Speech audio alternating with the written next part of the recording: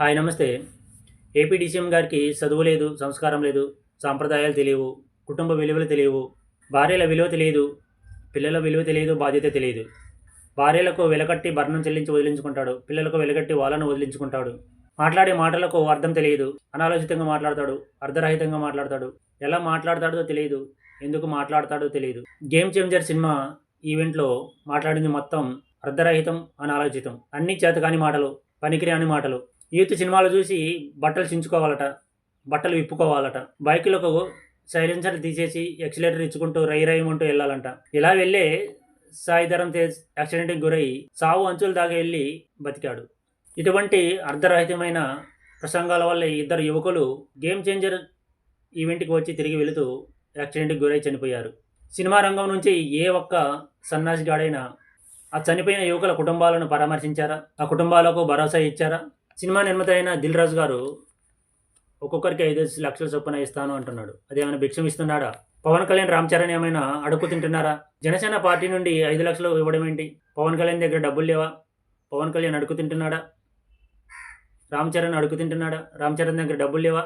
ఏపీలో కూటమి ప్రభుత్వం చనిపోయిన యువకులకు ఒక్కొక్కరికి 25 లక్షల చొప్పున ఇవ్వాలి కదా. తెలంగాణలో పుష్ప సినిమా చూడడానికి వెళ్ళి తొక్కిసలాట చనిపోయిన రేవతి కుటుంబానికి 25 లక్షలు ఇప్పించారు కదా తెలంగాణ ప్రభుత్వం నుంచి. ఇప్పుడు ఎందుకు ఇవ్వరు ఆంధ్రప్రదేశ్ ప్రభుత్వం నుంచి? ఇద్దరు యువకులకు, వారి కుటుంబ సభ్యులకు. అల్లు అర్జున్ తొక్కిసలాట చనిపోయిన రేవతి కుటుంబానికి 25 లక్షలు ఇస్తాను అని ప్రకటించిన తర్వాత కూడా రచ్చరచ్చ చేశారు. ఇటు తెలంగాణ ప్రభుత్వం, అటు ఆంధ్రప్రదేశ్ ప్రభుత్వంలోని పెద్దలు. అల్లు అర్జున్ ఏదో తప్పు చేసినట్టు అల్లు అర్జున్పై కేసులు పెట్టారు, అరెస్టులు చేశారు. ఇప్పుడు పవన్ కళ్యాణ్ వ్యాఖ్యలు కూడా ఆ ఇద్దరు యువకులు చనిపోవడానికి దారితీశాయి. ఇప్పుడు పవన్ కళ్యాణ్పై కేసులు పెట్టాలి కదా, అరెస్టులు చేయాలి కదా. చట్టం ఒక రాష్ట్రంలో ఒకలాగా, ఇంకొక రాష్ట్రంలో ఇంకోలా పనిచేస్తుందా? చట్టం ఎవరికి చుట్టం? పుష్ప సినిమాకి వెళ్ళి చనిపోయిన రేవతి కుటుంబానికి అల్లు అర్జున్ తరపున ₹1 కోటి ఇచ్చాడు.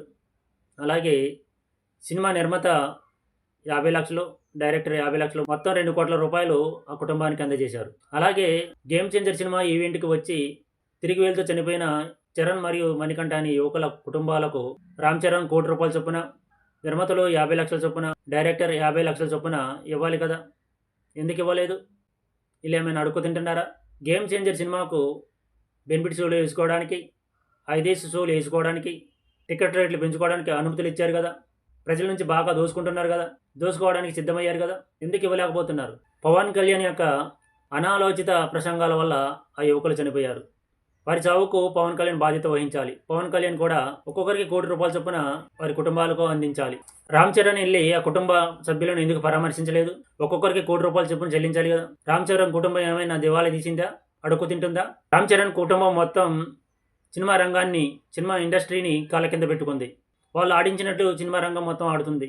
ఇటువంటి ఈవెంట్లలో అనాలోచితమైన, అర్ధరహితమైన ప్రసంగాలు చేస్తూ, రెచ్చగొట్టే విధంగా ప్రసంగాలు చేస్తూ యువకులను రెచ్చగొడితే ఇటువంటి యాక్సిడెంట్లే జరుగుతాయి. ఇటువంటి యాక్సిడెంట్లను గత ప్రభుత్వంపై నెట్టడానికి పవన్ కళ్యాణ్ ప్రయత్నం చేస్తున్నాడు. గత ప్రభుత్వం రోడ్లు మంచిగా వేయలేదని, అందువల్ల యాక్సిడెంట్లు జరిగాయని మాట్లాడుతున్నాడు. హైదరాబాద్లో రోడ్లు బాగానే ఉన్నాయి, ఎక్కడ గుంతలు లేవు. కానీ సాయిధరం తేజ్ ఎందుకు యాక్సిడెంట్కి గురయ్యాడు? ఎందుకు సావు బతుకుల మధ్య పోరాడాడు? అక్కడ రోడ్లపై గుంతలు లేవు కదా. ఆంధ్రప్రదేశ్లో కూటమి ప్రభుత్వం వచ్చి 6 నెలలు అయింది కదా. మెయిన్ సిటీలలోనే రోడ్లు వేయచ్చు కదా. ఎందుకు వేయలేకపోయారు? చేతకాని మాటలు ఎందుకు మాట్లాడుతున్నారు? అధికారం కోసం అమలుకు సాధ్యం కాని హామీలని ఇచ్చారు, అధికారంలోకి వచ్చారు. అధికారంలోకి వచ్చిన తర్వాత చేతగాక గత ప్రభుత్వంపై నెపాన్ని నెడుతున్నారు. సినిమా ఈవెంట్లకు వచ్చిన యూత్ బాధ్యత ప్రభుత్వంపై ఉంటుంది, పోలీసులపై ఉంటుంది. ఇటువంటి చర్యలు జరగకుండా చూడాల్సిన బాధ్యత పోలీసులపై ఉంటుంది. ఇవన్నీ పక్కన పెట్టి గత ప్రభుత్వంపై నెపాన్ని నెడుతున్నాడు పవన్ కళ్యాణ్. ఇదే చేతకానితనం అంటారు. ఒక మహిళ చనిపోతే 2 రాష్ట్రాలు మొత్తం రచ్చరచ్చ చేశాయి. మీడియా డిబేట్ల మీద డిబేట్లు పెట్టి రచ్చరచ్చ చేసింది. ఇప్పుడు ఎందుకు మాట్లాడడం లేదు మీడియా? నోట్లో ఎలక్కాయలు పెట్టుకున్నారా? చిరంజీవి కుటుంబం ఏమైనా మీడియా నోట్లో అరటి పండ్లు పెట్టిందా? ఎందుకు మాట్లాడలేదు? ఇప్పుడు 2 కుటుంబాలు రోడ్డున పడ్డాయి. ఆ యువకుల మీద ఆ కుటుంబాలు ఆధారపడి ఉన్నాయి. వారి భవిష్యత్తు వారిపై ఆధారపడి ఉంది. వారికి ఎటువంటి భరోసా ఇస్తున్నాయి ఈ ప్రభుత్వాలు, ఈ సినిమా వాళ్ళు?